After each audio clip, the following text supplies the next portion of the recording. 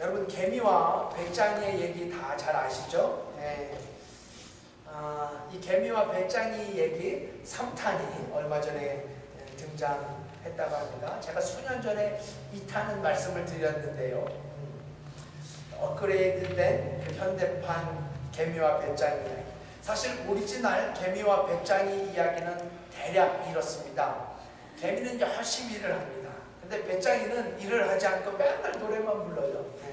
그래서 개미는 부지런히 일해서 모은 양식으로 추운 겨울을 따뜻하게 나는가 하면 배짱이는 맨날 노래만 부르고 일을 하지 않다가 추운 겨울 그야말로 홈레스가 되었다는 가슴 아프고도 슬픈 하지만 소중한 교훈이 담겨져 있는 이솝 우화입니다. 근데 이 개미와 배짱이 2탄이 뭐였어요? 개미는 맨날 일만 하고 배짱이는 맨날 노래만 부르는데 이 배짱이가 글쎄 K-팝 스타, 슈퍼스타 K 같은 오디션 프로그램에 1등에 당첨이 돼서 사모번을 타고 또 음반이 대박이 터뜨렸다는 음반이 대박을 터뜨렸다는 유머. 아마 여기까지는 저도 말씀을 드렸고 아시는 분도 계실 텐데요. 개미와 배짱이 3탄은 이렇습니다. 개미는 맨날 일만 하고 배짱이는 맨날 노래만 부르며 놀다가 이렇게 추운 겨울이 닥쳐오자 개미는 열심히 모은 식량으로 무사히 겨울을 보냈는데 배짱이는 그만 홈리스가 되고 그 혹독한 겨울을 이기지 못하고 죽음을 맞이하게 됩니다. 참 이번 주 많이 죽네요. 그런데 말입니다. 배짱이가 죽고 나자 개미가 홀로 일을 하게 되는데요. 그동안은 개미가 일을 하는 내내 배짱이의 노래를 들으면서 늘 흥겹게 일할 수 있었는데 이 개미가 배짱이의 노래를 듣지 못하자 일할 힘을 잃어버리고 심지어는 심각한 우울증 증세가 찾아와 결국 이 개미도 배짱이의 뒤를 따라 죽고 말아야 한다는 많이 죽죠. 정말 가슴 아픈 현대판 개미와 배짱이 이야기. 물론 이 이야기에도 아주 소중한 교훈이 담겨져 있습니다. 캐치하셨는지요? 저는 이 개미와 배짱이 3탄에는 매우 성경적인 교훈이 담겨져 있다는 생각이 들었어요. 왜냐하면 먼저 된 신앙인, 소위 개미 신앙인에게 이게 전혀 도움이 될 것 같지 않은 배짱이 같은 신앙인, 나는 맨날 일만 하는데 그저 노래나 부르고 앉아있는 배짱이도 실은 원턴 원치 않던 서로에게 영향을 주고 서로에게 영향을 받는, 조금 더 오바를 한다면 개미와 배짱이가 서로 함께 만들어가는 세상, 서로 함께 만들어가는 하나님의 나라, 이것이야말로 우리가 오늘 잃어버린 양을 찾아야 하는 가장 중요한 이유 중에 하나라는 생각이 듭니다. 네, 저는 오늘 우리에게 이미 너무 유명한 말씀인 잃어버린 양을 찾는 목자, 소위 잃어버린 양의 비유 말씀을 통해서 예수님이 주시는 은혜를 함께 나누려고 합니다. 제가 이 누가복음 15장 말씀은 의도적으로 탕자의 비유를 먼저 말씀드렸어요. 왜냐하면 말씀의 순서대로 잃어버린 양, 잃어버린 드라크마, 그 다음 탕자로 이어지면 계속적으로 중복되어지는 교훈이 많아져서 나중에는 클라이막스라고 할 수 있는 탕자에서 메시지의 힘을 잃게 될까봐 제가 가장 먼저 탕자와 탕자의 형에 대해서 말씀을 드렸습니다. 네. 제가 오늘은 이 잃어버린 양을 찾습니다 라는 제목으로 말씀을 증거하려고 합니다. 오늘은 제가 두 가지의 메시지를 여러분과 나눌 텐데요. 첫 번째는 이 말씀의 배경을 먼저 살펴보려고 해요. 예수님께서 왜 이 비유의 말씀을 전하시게 됐을까요? 둘째로는 이 비유에 등장하는 양에 대해서, 양의 본질에 대해서 살펴보려고 합니다. 사실 성경 속의 양은 오늘 본문에서만 등장하는 것이 아니고 심지어 찬송가에서도 많이 등장하는 성경 속에 아주 인기 있는 동물인데요. 분명 여기에는 이유가 있습니다. 그렇죠? 성경 속에 그토록 많이 등장하는 이유가 있어요. 양이. 그 이유를 함께 공부하고요. 그 다음 4월쯤 되면 이 드라크마에 관한 말씀을 전할 때 이 양을 찾으시는 목자의 마음, 이 목자의 마음이 바로 하나님 아버지의 마음이었잖아요. 네. 이 부분은 이미 탕자와 형의 이야기 때 많이 다뤘기 때문에 오늘 이 부분은 생략하고 비슷한 메시지를 담고 있는 드라크마의 비유 때 다시 한번 이 하나님의 마음, 목자의 심정에 대해서 살펴보도록 하겠습니다. 자, 그럼 첫 번째로 잃어버린 양을 찾습니다라고 말씀하고 계신 이 예수님의 유명한 비유. 왜 주님은 이 비유의 말씀을 전하시게 됐을까요? 주님께서 오늘의 이 비유의 말씀을 시작하시게 된 진짜 이유는 무엇일까요? 오늘 본문은 이렇게 시작됩니다. 1절부터 3절까지. 우리 명은자매도 잘 읽었고 여러 번 봉독한 말씀인데요. 함께 다시 읽어볼까요? 제발 기억이 나셨으면 좋겠는데. 함께 있습니다. 시작. 모든 세리와 죄인들이 말씀을 들으러 가까이 나오니 바리새인과 서기관들이 원망하여 가로되 이 사람이 죄인을 영접하고 음식을 같이 먹는다 하더라. 예수께서 저희에게 이 비유로 이르시되, 때는 바야흐로 예수님께서 최후 여정이셨던 예루살렘을 향하여 무거운 발걸음을 재촉하셨던 예수 그리스도의 마지막 사순절 같은 때였습니다. 그분은 마지막 가시는 길에서도 구원의 말씀을 증거하셨어요. 그분의 그 마지막 설교, 그 예수님의 말씀에 귀 기울이던 사람들이 있었는데 그들이 바로 세리와 죄인들이었다는 것이 오늘 성경의 증언입니다. 그들은 하나같이 가난했던 사람들이에요. 그들은 하나같이 사회 속에서 소외받던 사람들입니다. 아니, 그들은 죄인이었어요. 하지만 예수님께서는 사회가 내어버린 이 사람들과 교제를 나누시면서 설교만 하신 것이 아니라 심지어 이들과 음식을 같이 나누면서 천국의 메시지를 전하셨습니다. 아마 이때 예수님에게는 복음을 증거할 마지막 기회였기 때문에 더욱더 열과 성을 다해서 복음을 증거하셨을 거라고 세네카라는 학자는 부연 설명합니다. 그런데 말입니다. 이런 예수님의 모습을 원망하던 무리가 있었으니 그들이 바로 누구예요? 바리새인들과 서기관들이에요.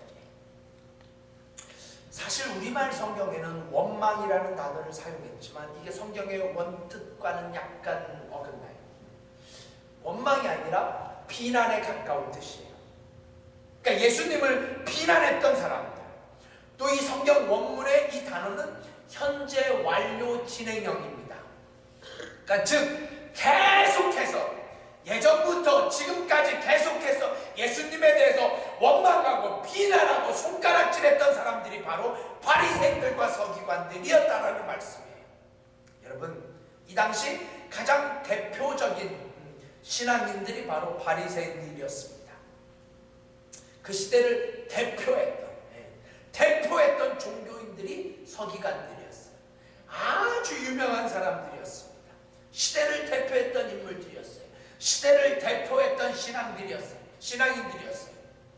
하지만 그들의 신앙은 예수님으로부터 독사의 자식들이라고, 심지어 마귀의 자식들이라고까지 심판을 받았다고 성경은 분명하게 증언하고 있습니다.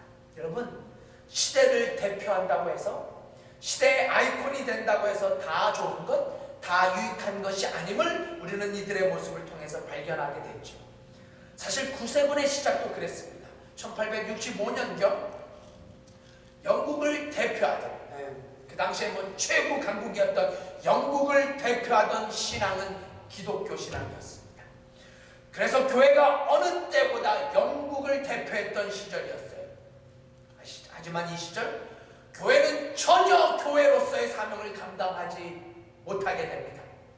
교회가 한 나라를 대표하는 때였지만 교회는 그 어느 때보다 부패했던 때였어요. 그때 감리교 목사님이었던 월리엄 부스 목사님으로부터 시작된 구세군. 한 손에는 복음을, 한 손에는 빵을. 그렇게 구세군은 복음을 들고 빵을 들고 세상을 향해 뛰어들게 됩니다. 여러분 잘 보세요. 한 시대를 대표했던 종교인들, 한 나라를 대표했던 종교가 얼마든지 부패하고 타락하고 잘못될 수 있다는 사실을 우리는 인지할 수 있어야 합니다. 자, 다시 성경으로 돌아가십시다. 한 시대를 대표했던 종교인 바리새인들과 서기관들, 그들은 어떤 사람들이었습니까? 이 한 구절을 통해서 우리는 이들의 모습을 충분히 상상하게 됩니다. 누가복음 18장, 우리 조금만 뒤로 가면 되겠죠? 18장 11절, 12절 말씀. 누가복음 18장 11절과 12절 말씀. 어떻게 성경이 이들의 모습을 증거하고 있는지 함께 보십시다. 함께 읽어요. 시작. 바리새인은 서서 따로 기도하여 가로되 하나님이여, 나는 다른 사람들 곧 토세, 불의, 간음을 하는 자들과 같지 아니하고 이 세리와도 같지 아니함을 감사하나이다. 나는 일회에 2번씩 금식하고 또 소득의 11조를 드리나이다 하고, 이 말씀을 통해서 바리새인의 어떤 모습이 그려지십니까? 바리새인들, 그들은 겉으로 보여지는, 즉 외적인 신앙생활에는 전혀 문제가 없었던 사람들이었어요. 그 당시 바리새인들은 종교적인 형식에 있어서만큼은 하나도 나무랄 데가 없는 완벽한 모습을 보이고 있었던 사람들이었어요. 그렇다면 그들이 지금 왜 예수님을 원망할까요? 그들이 예수님을 비난하는 이유가 뭐라고 할 수 있습니까? 그 이유를 한 성경학자는 바리새인들의 문제는 기독교의 참 의미를 모르고 있었기 때문이라고 지적합니다. 바리새인들의 문제는 신앙의 참된 이유, 신앙의 참 의미를 모르고 있었기 때문이다. 네, 정확한 지적이라고 할 수 있어요. 이들은 죄인의 회개를 원한 것이 아니라 죄인의 멸망을 원하고 있었던 것이지요. 그래야 본인들이 부각되어지거든요. 죄인의 회개를 원하는 것이 아니라 죄인의 멸망. 죄인이 멸망되면 자신들이 가장 먼저 멸망될 텐데, 이런 사실을 아는지 모르는지 자신들은 의인이라고 모가지에 힘주고 다녔던 사람들. 여러분, 이게 얼마나 예수님의 마음과 상반되는 마음인지요. 예수님의 마음, 그것은 죄인의 멸망이 아니라 죄인의 회개였습니다. 죄인들의 심판이 아니라 죄인들의 회개, 하나님 앞으로 돌아오는 거였어요. 네, 이것이 바로 기독교의 존재 이유가 아니겠습니까? 멸망당할 죄인들, 멸망당할 수밖에 없는 죄인들이 하나님 앞으로 와 회개하고 죄사함 받고 구원받는 것, 이것이야말로 기독교의 존재 이유입니다. 이것은 교회의 존재 이유예요. 이것이야말로 우리 구세군 교회의 존재의 이유여야 합니다. 말씀을 준비하면서 한국의 옥하는 목사님의 책 중에서 기독교를 이렇게 정의하는 부분을 읽었어요. 잘 들어보십시오. 하나님이 잃어버린 인간을 찾아오셨습니다. 이 하나님의 관심과 의도를 따라서 잃어버린 영혼을 찾아 그들을 구원하고 잘 양육하여서 그들 또한 하나님의 기대와 관심을 알고 하나님의 뜻을 따라 잃어버린 영혼을 찾음으로 하나님을 기쁘시게 하는 것이 한마디로 기독교입니다. 참 한국의 한 위대한 목회자의 기가 막힌 설명 아니겠어요? 한 번 더 들어보시고, 한 번 더 들어보세요. 하나님이 잃어버린 인간을 찾아오셨습니다. 이 하나님의 관심과 의도를 따라서 잃어버린 영혼을 찾아 그들을 구원하고 잘 양육하여서 그들 또한 하나님의 기대와 관심을 알고 하나님의 뜻을 따라 잃어버린 영혼을 찾음으로 하나님을 기쁘시게 하는 것이 한마디로 기독교입니다. 자, 함께 해볼까요? 시작. 하나님이 잃어버린 영혼을 정말 대단한 거는요, 장경동 목사님 교회는 이런 걸 따라 하더라고요. 여러분, 저는 이것이 우리 교회가 존재하는 한 가져야 할 우리의 사명의식이라고 믿어 심지 않습니다. 잃어버린 영혼을 향한 구원의 열심, 잃어버린 영혼을 찾고자 하는 하나님의 마음을 갖는 것. 비록 그동안 우리가 이 전도에 관해서 정직하게 무관심했지만 이제 우리가 찾아가야 할 잃어버린 양이 있다는 사실을 인정하며 먼저 된 자로서의 특권만을 누리며 고집하는 것이 아니라 먼저 된 자로서의 거룩한 책임, 전도의 책임, 교회 부흥의 책임을 최선을 다해 감당하는 정말 그런 구세군 교회 모든 성도님들이 되실 수 있기를 예수 그리스도의 이름으로 부탁드립니다. 그렇습니다. 바리새인들과 서기관들, 주님은 그들이 참 복음의 의미, 참 신앙의 의미를 상실한 채 선민의식 속에 빠져 있었던 모습을 보시면서 안타까운 마음으로 이 유명한 잃어버린 양의 비유, 드라크마의 비유, 탕자의 비유를 시작하시게 됩니다. 사랑하는 구세군 빌라 성도 여러분, 저는 이 바리새인들의 모습을 생각할 때마다 우리가 쉽게 범할 수 있는 동일한 실수가 있다는 생각을 하게 돼요. 여러 신학자들의 지적처럼 바리새인들의 실수, 사실 그것은 지나친 형식주의에 빠져 있었던 모습 때문이라고 할 수 있습니다. 지나친 형식주의에 빠져 있었던 거예요. 그래서 의미 없는 금식을 하고 내용 없는 예배를 드리고 마음 없는 찬양을 드리고 교만한 헌금을 뽐내고. 그런데 여기 잘 보세요. 더 큰 문제는 이런 형식에 몰두한 나머지 그들은 자신들과 같이 예배를 드릴 수 있는 사람과 드릴 수 없는 사람을 구별하기 시작합니다. 이게 아주 중요한 부분이에요. 이렇게 형식주의에 빠져버리니까 자신들과 함께 예배를 드릴 수 있는 사람과 드릴 수 없는 사람, 자신들과 함께 밥을 먹을 수 있는 사람과 먹을 수 없는 사람, 자신들과 함께 대화를 나눌 수 있는 사람과 없는 사람. 여러분 정말 잘 들어주셔야 돼요. 한국의 참 좋은 목회자인 김동호 목사님이 이런 비슷한 글을 쓴 적이 있어요. 잘 보세요. 사람은 내 손에 돈이 들어오기 시작하면 그때부터 사람은 가진 자와 가지지 못한 자로 나누기 시작합니다. 내가 돈이 없을 때는 그렇지 않는데 내 손에 돈이 들어오면 굳이 돈이 있는 사람과 돈이 없는 사람을 구별하려고 합니다. 내게 어떤 지식이 쌓여지면 우리 인간은 자꾸 지식 있는 사람, 지식이 없는 사람으로 나누고 싶어 합니다. 내게 어떤 명예가 높아지면 우리 인간은 높은 사람과 낮은 사람을 애써 구별하려고 합니다. 내게 어떤 힘이 생기면 우리네 인간은 힘이 있는 사람과 힘이 없는 사람을 굳이 나누려고 합니다. 이건 힘이 생기면 생길수록 더 강해집니다. 명예가 높아지면 높아질수록 더하고 지식이 쌓아지면 쌓아질수록 돈이 많으면 많아질수록 더합니다. 네, 이것이 인간이 가지고 있는 가장 유치하고 저급한 모습 중에 하나인데요. 이게 바로 바리새인들 서기관들이 가지고 있었던 모습. 그들의 유치하고 저급한, 그래서 치명적인 약점이 되어버린 바로 그 모습이었다라는 말씀. 하지만 사랑하는 여러분, 성경은 우리 인간을 절대로 그렇게 나누고 있지 않습니다. 성경은 절대로 돈이 있는 자와 없는 자로, 권력이 있는 자와 없는 자로, 힘이 있는 자와 없는 자로 결코 그렇게 나누지 않아요. 성경은 그렇게 인간을 나누지 않습니다. 아니, 성경도 인간을 나누지요. 하지만 성경은 언제나 두 가지로 인간을 나누는데요. 그것은 바로 하나님을 아는 사람과 하나님을 알지 못하는 사람. 하나님을 아는 사람과, 그래서 구원받을 사람과, 하나님을 알지 못하는 사람, 구원받지 못하는 사람. 성경은 이 두 사람을 결코 섞지 않습니다. 철저하게 구별해요. 하나님을 아는 사람, 하나님을 알지 못하는 사람, 즉 하나님을 발견한 사람과 아직도 잃어버린 자리에 놓여있는 사람. 그래서 주님은 오늘도 이 하나님을 알지 못하는 사람들, 하나님을 만나지 못한 사람들, 조금 더 분명하게 할까요?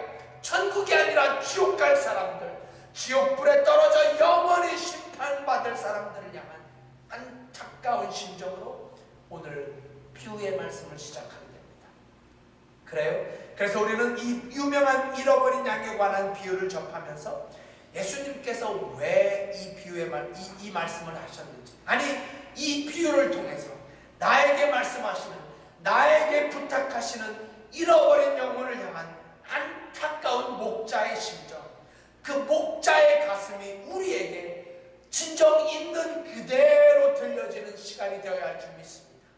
더불어 나도 혹시 이 비유를 들어야 할 바리새인들, 서기관의 모습은 없는지 진지하고 조심스럽게 우리의 신앙을, 우리의 모습을 돌아보는 시간이 되어야 할 줄 믿습니다.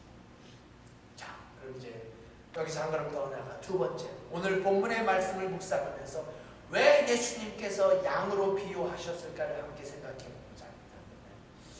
왜 주님이 굳이 양을 이 비유의 주인공으로 선택하셨을까요? 우리는 이 질문을 던질 필요가 있어요. 왜 양을 선택하셨을까요? 오늘 본문에 아주 중요한 구절이 있죠. 4절 말씀. 자, 함께 볼까요? 4절 말씀 함께 읽습니다. 시작. 너희 중에 어느 사람이 양 100마리가 있는데 그 중에 하나를 잃으면 99마리를 들에 두고 그 잃은 것을 찾도록 찾아다니지 아니하느냐. 자, 이게 성경 공부 같은 시간일 텐데요. 양에 대한 성경 공부. 분명 예수님께서 양을 선택하신 이유가 있어요. 여러분, 양은 자기의 보호 방법인 자구책이 없는 몇 안 되는 동물 중에 하나라고 얘기해요. 그러니까 대부분의 동물들은 어떤 방법으로든 스스로를 보호합니다. 어떤 동물은 뭐 주변 자연 색깔과 비슷한 보호색을 만들어 자기 몸을 숨기기도 하죠. 어떤 동물들은 신체의 일부를 공격 무기로 삼아서 자신을 보호하기도 하고, 어떤 동물은 심지어 죽은 척을 해서 자신을 보호합니다. 그런데 양에게 이런 자구책이 전혀 없다라고 해요. 외부의 공격에 무방비로 노출되어 있는 동물. 그래서 싸움도 못하고 이렇게 도망도 못 간다. 더군다나 양은 스스로 먹이를 구할 수 있는 능력이 매우 부족하다고 합니다. 사막의 낙타 같은 경우는요, 정말 멀리서도 물을 발견해서 자신들의 생명을 이어가요. 독수리는 정말 높은 곳에서도, 정말 먼 거리에서도 먹이를 재빠르게 낚아챕니다. 하지만 양은 스스로 이게 먹이를 찾지 못하는 동물이에요. 그래서 양에게 목자는 없어서는 안 돼요. 그야말로 자신의 생명을 지켜주는 유일한 삶의 방편이라고 할 수 있습니다. 그리고 여기서 한 가지만 더, 양은 방향 감각도 매우 둔해서 자기 스스로 어디를 찾을 수도, 이게 찾아갈 수 없는 동물이라고 해요. 여러분, 개나 고양이는 어떻습니까? 뭐 어떤 개는 수십 킬로미터, 아예 한국의 어떤 그런 유명한 개는 뭐 수백 미터, 이렇게 수백 킬로미터 떨어진 곳에서도 자기가 살던 집을 찾기도 하잖아요. 근데 양은 전혀 방향 감각이 없다고 해요. 그래서 양이 길을 잃어버렸다는 것은 뭐 죽을 수도 있다는 사실. 왜요? 자신이 가야 할 곳, 자신이 있는 집, 자신이 있을 곳을 스스로 찾을 수 없기 때문에. 여러분, 이쯤 되면 왜 성경이 그토록 우리의 모습을 양으로 비유했는지 어느 정도 짐작하게 됩니다. 아니, 여호와는 나의 목자시니 내게 부족함이 없다라고 노래한 시편 기자의 고백처럼 왜 주님이 내 목자가 되시며 나는 그분이 기르시는 양이라고, 우리가 오늘 부를 찬송의 가사처럼 선한 목자 되신 우리 주 항상 인도하시고 방초 동산 좋은 곳에서 우리 먹여주옵소서. 또한 우리가 힘있게 불렀던 찬송, 주는 나를 기르시는 목자요 나는 주님의 귀한 어린 양, 푸른 풀밭 맑은 시내 물가로 나를 들인도하여 주신다. 우리 후렴은 같이 해봅시다. 주는 나의 좋은 목자, 나는 그의 어린 양, 저를 따라 꼴을 먹여주시니 내게 부족함 전혀 없어라. 양에 대한 생각을 하고 불러보세요. 내게 부족함 전혀 없어라. 할렐루야. 그렇습니다. 그분은 우리의 목자가 되시며 우리는 양이에요. 하지만 이 양이라는 표현은 결코 긍정적이거나 좋은 뜻이 아님을 우리가 간과하지 말아요. 그냥 순해서 양으로 비유한 게 아니라는 말씀이죠. 아니, 오히려 한국의 한 성경학자는 성경이 인간을 묘사한 모든 묘사 중 가장 탁월한 묘사가 바로 이 말씀이라고 설명합니다. 그것이 바로 이사야 선지자의 고백 때문이에요. 들어보시겠어요? 이사야 53장 6절 말씀, 아주 유명한 말씀이죠. 우리는 다 양 같아서, 우리는 다 양 같아서 그릇 행하여 각기 제 길로 간다. 우리는 다 양 같아서 그릇 행하여 각기 제 길로 간다. 네, 이미 구약시대의 이사야 선지자도 알고 있었던 것 같아요. 왜 예수님께서 이런 양의 비유를 말씀하고 계시는지. 우리는 다 양 같아서 그릇 행하여 각기 제 길로 간다. 그렇습니다. 오늘의 교훈을 위해서 양을 선택하신 예수님의 의도, 그것은 바로 잃어버려진 양, 그것은 양이 아니라 바로 죄인된 우리들의 모습일 수 있기 때문이 아니었겠습니까? 잃어버려진 양, 주인의 도움 없이는 결코 집으로 돌아올 수 없는 양, 목자의 관심과 사랑이 없으면, 목자의 지속적인 추적이 없으면 결코 목숨을 구할 수 없는 잃어버려진 양. 이 양이 살 길은 단 한 가지밖에 없었어요. 그것은 바로 목자가 찾는 방법입니다. 다른 방법이 없어요. 그래요. 마치 우리가 죄에서 구원받을 수 있는 유일한 방법도 오로지 예수 그리스도라고 성경이 그토록 간절하게 부르짖는 이유도 이와 동일합니다. 사도행전 기자는 우리에게 이렇게 선포합니다. 다른 이로서 구원을 얻을 수 없나니 천하 사람 중에 구원을 얻을 만한 다른 이름을 우리에게 주신 일이 없음이니라 하였더라. 아멘. 잃어버린 양이 찾아질 수 있는 유일한 방법, 그것은 오로지 목자뿐이었습니다. 우리가 구원받을 수 있는 유일한 방법과 동일합니다. 그 유일한 방법을 목자는 이미 알고 있었기에 그 잃은 것을 찾도록 찾아다녀야 했다는 사실. 아니, 그 목자의 끈질긴 추적 때문에 여러분과 제가 지금 구원을 노래할 수 있는 게 아니겠습니까? 나를 향한 하나님의 끈질긴 사랑, 나를 향한 하나님의 지속적인 사랑으로 인해서 내가 구원받은 양, 구원받은 하나님의 백성이 되었다면 이제 나도 그 사랑을 전하는, 그 하나님의 마음을 전하는 사명을 감당해야 하지 않겠습니까? 여러분, 제가 오늘 말씀을 정리하면서 이 본문을 묵상할 때마다 꼭 여러분과 나누고 싶은 말씀이 있었어요. 그것은 어떻게 목자가 잃어버린 양을 찾도록 찾아 나설 수 있었을까요? 어떻게 그렇게 할 수 있었을까요? 오늘 본문은 이 목자에게 양 100마리가 있었다고 증언합니다. 그 100마리 중에 잃어버려진 단 한 마리의 양, 그 한 마리의 양을 찾아 길을 떠날 수 있었던 이유. 여러분 잘 들어보세요. 어떻게 이게 가능할까요? 그것은 바로 이 목자에게 있었던 잃어버린 양 한 마리를 향한 애정과 관심도 중요했지만 이 목자가 길을 떠날 수 있게 만든 99마리의 양 때문이었다. 99마리의 양 때문이었다. 제가 여러분과 꼭 오늘의 말씀을 마치면서 나누고 싶은 말씀이에요. 다시 한번 4절을 봐주시겠어요? 너희 중 어느 사람이 양 100마리가 있는데 그 중 하나를 잃으면, 그 다음 잘 보십시오. 하나를 잃으면 99마리를 어디에 두고요? 들에 두고, 99마리를 그냥 들에 두고.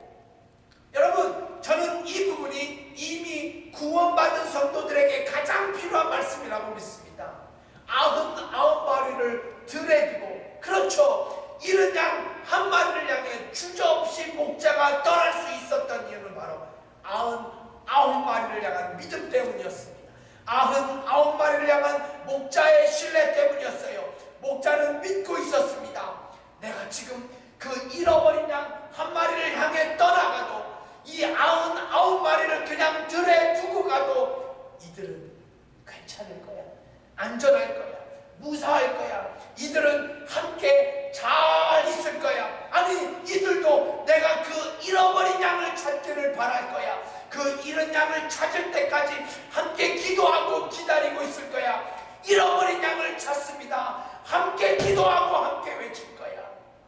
그렇습니다. 저는 그 잃어버린 양이 찾아지도록, 그 잃어버린 양이 찾아질 때까지 가장 큰 역할을 감당한 것, 가장 큰 목자의 힘이 되었던 것은 바로 99마리의 양 때문이었다라고 부르짖고 싶습니다.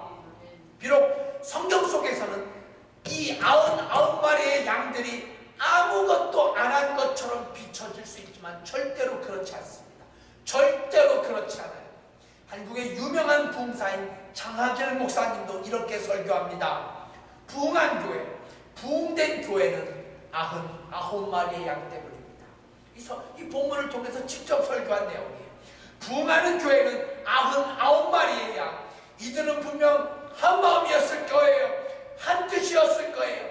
목자가 안심하도록, 목자가 잃어버린 양에 집중할 수 있도록, 잃어버린 양을 찾도록 그들은 마음을 모았을 거라고 저도 그렇게 분명하고 믿고 싶습니다. 여러분, 정말 우리 교회가 부흥을 꿈꾸자 합니다. 올해 저희 교회가 부흥을 비전으로 선포하며 2015년을 시작했습니다. 교단에서도 이미 우리의 이런 뜻을 알고 있었던 것처럼 저희가 몇 주 전에 그 목회 감사를 받았는데요.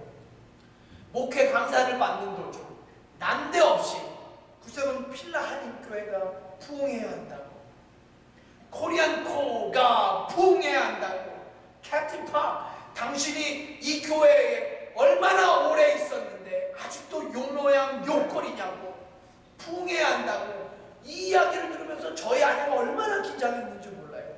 네, 제가 그래서 올해 저희 교회 포어를, 저희 교회 포어 믿음과 기쁨으로 부흥하는 이 표를 정말 찔리는 가슴으로 말씀을 드렸습니다. 그런데 역시 하나님은 우리의 완벽한 목자가 되어주시지 않으십니까? 2015년도 2개월을 지나면서 생각해보면 하나님께서 우리가 너무 빨리 포기해버릴까봐, 2015년도 부흥을 꿈꾸면서 혹시 너무 빨리 주저앉을까봐 이미 다시 옛날의 역전의 용사들을 불러주시고, 그리고 새해를 시작하면서 우리 또 새로운 박 권사님, 박창일 권사님 부부를 불러주시고, 생각만 해도 가슴이 벅차고 감사하지 않을 수 없는데요. 하지만 사랑하는 여러분, 아직 우리 교회가 부흥했다고 어떻게 감히 말할 수 있겠습니까? 어디다 대고 이렇게 자신 있게 말할 수 있겠어요? 네, 여러분, 정말 우리 구세군 교회가 믿음으로 부흥해야 합니다. 우리 교회가 기쁨으로 부흥해야 할 줄 믿습니다. 네, 아멘 하실 타이밍이세요. 네, 올해 믿음과 기쁨으로 부흥해야 할 줄 믿습니다. 그런데 여러분, 그러기 위해서, 이것이 가능하기 위해서, 부흥의 비전이 실현되기 위해서 이미 구원받은, 이미 예수 그리스도의 사랑으로 모여진 우리들이 우리의 자리를 잘 지키는 것, 이것이 그 무엇보다도 중요하다고 생각해요. 제발 99마리 중 그 하나도 잃으면 안 돼요. 아니, 그 잃어버린 양 한 마리가 뭐 그리 중요하냐고, 우리 99마리가 더 중요한 게 아니냐고, 자리를 지키는 우리를 봐달라고. 그 양은 지가 자기 발로 뛰쳐나갔는데 뭘 하려고 찾아다니냐고, 날 신경 써달라고, 아니면 나도 뛰쳐나갈 거라고. 옛날 유행 가사처럼 날 바라봐요, 날 바라봐요, 나만 바라봐요, 나만 바라봐요. 여러분, 그런 목자가 어떻게 잃어버린 영혼을 찾아 떠날 수 있었겠습니까? 아니, 그럴 때 잃어버린 양 한 마리가 아니라 잃어버린 양 2마리가 되는 거고, 잃어버린 양 3마리. 그래서 결국 당신 자신도 도저히 찾아낼 수 없는 깊고 깊은 숲속에서 잃어버린 양이 되고야만 한다는 사실을 결코 잊지 말아야 합니다. 여러분, 그런데요, 지금 이 순간 정말 단 한 번도 이런 오해가 있으시면 안 돼요. 보통 목회자를 목자라고 하니까 통상적으로, 네, 박도성 사관은 목자이고 나머지 우리는 99마리 중 하나이고 우리는 그냥 자리만 지키면 된다고. 아니요, 절대로 아닙니다. 이 말씀에서 목자는 예수님이세요. 잊지 마셔야 돼요. 헷갈리시면 안 돼요. 우리 목자는 오로지 예수님 한 분이세요. 그래서 저도 양이고 여러분도 양입니다. 네. 이게 목회자가 너무 이 부분에 대해서 우리가 흔들려요. 저도 99마리 중 한 마리고 여러분도 99마리 중 한 마리의 양입니다. 그저 약간의 포지션이 다를 뿐이에요. 저나 여러분, 우리 모두는 다 양입니다. 다시 한 번 더요, 우리의 목자는 오로지 예수 그리스도 한 분뿐이십니다. 믿으십니까? 아멘. 그러니까 우리 99마리, 우리 모두가 다 제자리를 잘 지켜야 돼요. 교회 목회자인 저는 목회자로서의 제 자리를, 전도사님은 전도사로서의 자리를, 교회 리더분들은 리더들의 자리를, 성도는 성도의 자리를, 우리가 서 있는 자리가 다른 것 뿐이지 사명이 다른 게 아니라는 말씀이에요. 신분이 다른 게 아니라는 말씀이에요. 그래서 우리는 같은 마음을 품어야 합니다. 우리 99마리의 양, 우리 모두가 다 같은 마음을 품어야 해요. 우리 좀 잃어버린 양이 있다면 예수님이 찾아 나서니까 우리는 아무것도 하지 않고 탱자탱자 놀면 되는 게 아니냐. 아니, 우리가 같은 마음을 품어야 합니다. 같은 마음을 가져야 돼요. 정말 그러해야 해요. 그래서 같은 마음을 품고 부흥을 사모해야 합니다. 같은 비전을 갖고 교회 부흥을 꿈꿔야 합니다. 같은 생각, 같은 뜻, 같은 마음을 갖고 잃어버린 양을 찾습니다 라고 우리 모두가 외쳐야 할 때입니다. 그렇습니다. 잃어버린 양의 드라마가 해피엔딩이 될 수 있었던 이유는 목자가 믿을 수 있었던 나머지의 양들, 아니 이미 목자의 마음을 가진 99마리의 양 때문이었다는 사실을 우리는 결코 간과하지 말아야 합니다. 사랑하는 구성필 하나님의 성도 여러분, 이제 오늘 말씀을 마치려고 합니다. 잃어버린 양, 그것은 얼마든지 우리들의 모습일 수 있습니다.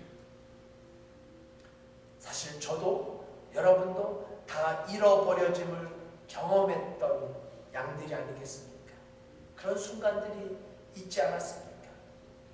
우리의 잃어버려짐 속에서 헤매던 내 영혼, 그런 나를 끝까지 포기하지 않으시고 나를 찾으셨던 그 주님의 사랑, 그 사랑 때문에 이제 우리는 우리 목자 되신 예수 그리스도 안에서 참 구원을 노래하며 안식을 누리고 있다는 사실을 우리가 결코 잊지 말아야 합니다. 더불어 아직도 여전히 내 주위에 잃어버린 영혼들이 존재하고 있다는 사실을 인식하면서 그 잃어버린 영혼들이 찾아질 때까지 우리가 같은 마음, 진짜 한 마음, 아니 예수 그리스도의 마음으로 내가 서 있는 믿음의 자리를 성실하게 잘 지키며 하나님이 원하시는 모습으로 내 소명, 내 사명, 내 직분을 감당할 때 우리 구세군 필라하니 교회 올해 이 간절한 사명인 교회의 부흥, 그냥 부흥이 아니라 정말 믿음으로 부흥하는, 정말 기쁨으로 우리 구세군 교회가 부흥하는, 그래서 더 많은 잃어버린 영혼들이 찾아지는 그런 거룩한 한 해가 될 수 있기를 예수 그리스도의 이름으로 간절히 축원드립니다. 우리 기도하십시다.